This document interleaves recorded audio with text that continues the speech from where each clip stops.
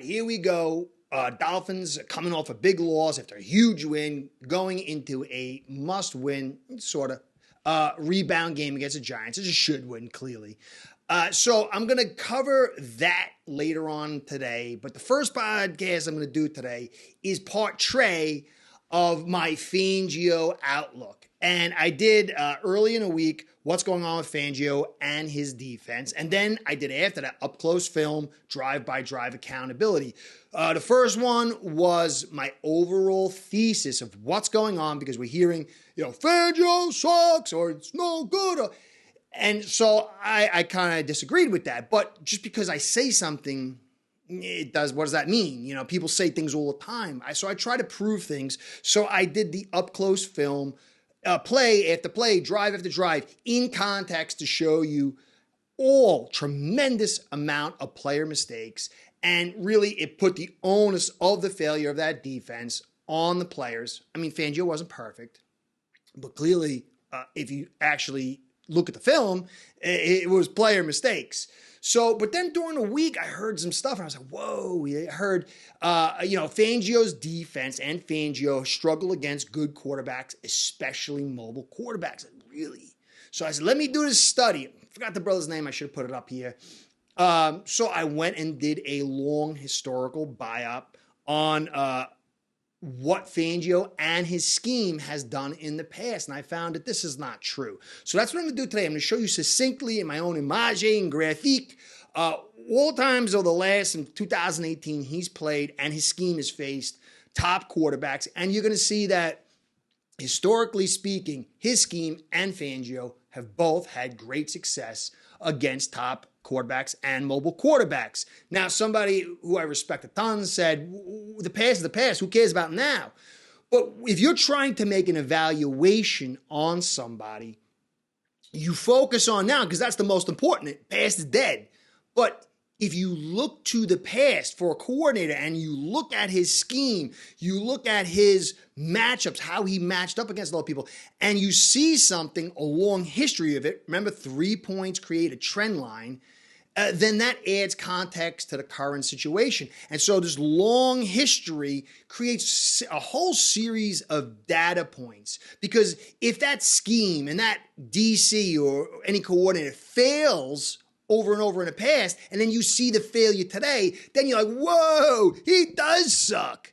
But when you see the long history of success, and you see this small instance of failure, on the surface, it'll tell you, well, you know what? There is a chance for him to succeed, and this little blip might just be a blip on the radar. Now, what he does here, how he makes his player evaluations, how he makes his call, how he schemes and adjusts, that's what counts now. But historically speaking, his success rate is extremely high. So I'm going to show that as well. When you look at everything, when you really look at his past battles with his scheme and how he called against these quarterbacks, it's going to say a ton. It's going to say a ton. So I'm going to get into that in a second. But guys, I made a big mistake this week. I told my wife we can go shopping. She's asked, can we go shopping on Tuesday, food shopping? And I just kind of said, yeah, because I just wanted to focus on what I was doing. And then Tuesday came, film was out, and I was ready to get into it. And she's like, the kids are ready, let's go. And what? And let me tell you something. You don't ever tell the wife that you can't go out once the kids are ready. So I had to go out. And then I came back and I did the film late, didn't sleep, woke up the next morning early to get the film out for my drive-by-drive accountability. And it was a long process, and I was tired and wiped out and old. So all that says, no live tonight, guys. I just don't got the juice. My son's been asking me all week to hang out too. And this game is very, very basic. There's not like a lot to go. This is like one of the most basic, simple, straightforward Twitter delivery games you can have. Really, the biggest question is Connor going to be in or out? Other than that, it's very simplistic. So I'll do the podcast later, but no live tonight. Tomorrow at 6 p.m. with my man Tommy. I think we're going to do Jedi Sports Network, but we're all going to do the AFC East shakedown. I'll put the link in the thing here probably, if I can remember. So that's no live this week. I'll be back next week when I get some sleep, and I don't promise to deliver things I can't do. Anyway, guys, I got it savvy.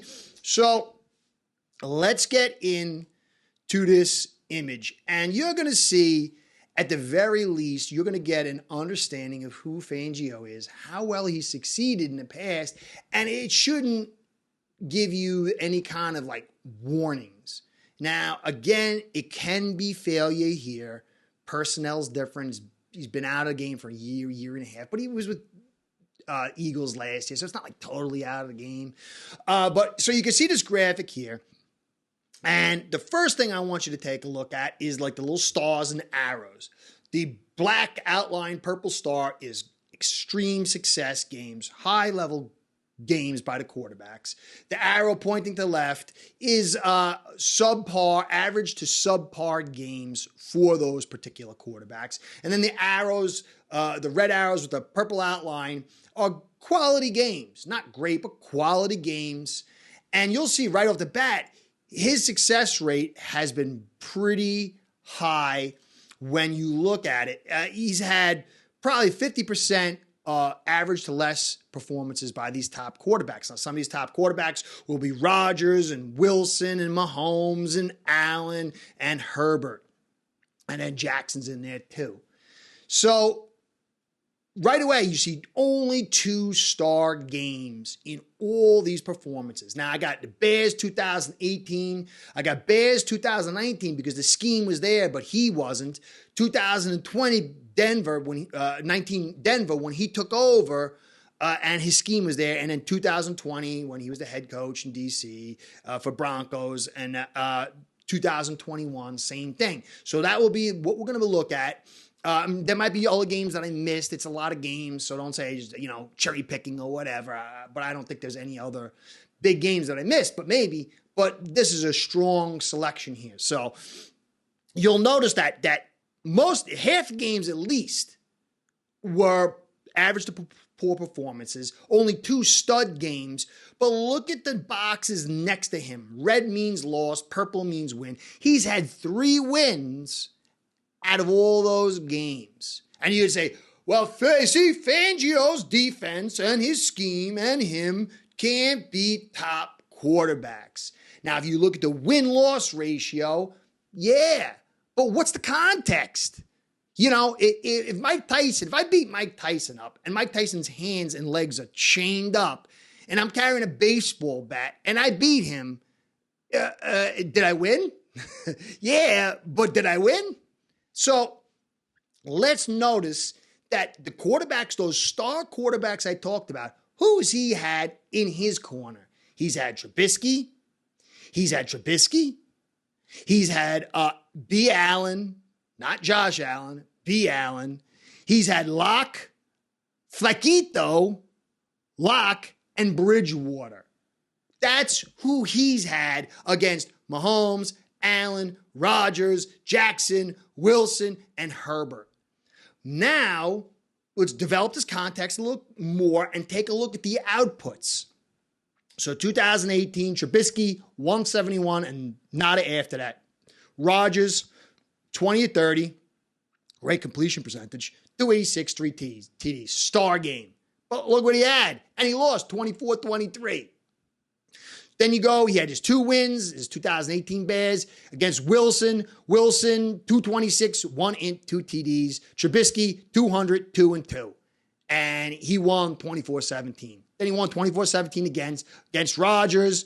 Rodgers threw 274, nice yards, not great completion percentage, 1 int, no TDs. Trubisky, 235, 2 TDs.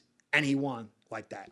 So then you look at the Bears the following year when he's not there with his scheme. 3 losses, 10-3, 21-13, 26-23. Rodgers, 203, 1 TD. Rodgers, 203, 1 TD. Mahomes, 251, 2 TDs. Pretty good game. But Trubisky, 153, 18 for 34, nothing and nothing. So any kind of real outputs would have put on by the quarterback in the offense would have put this scheme in the victory column. And so the scheme does give these quarterbacks problems because in 2 years the Bears facing 6 top quarterbacks, you had 1 star game and 1 quality game. Now, when he took over Denver in 2019, B. Allen versus Josh Allen, 20-3, he lost. Josh Allen wasn't in his final form, but he was getting there. 185, 1 int and 2 TDs, and he got 82 yards from B. Allen for 1 int, and he lost 20-3. Then the next year, he lost 23, the same year, next game, 23-3, Mahomes had 340, 1 int and 2 TDs. That's a good game. I would have given him the star, but the int kind of drags down. But Locke gave him 208 passing and 1 int, and he lost 23-3.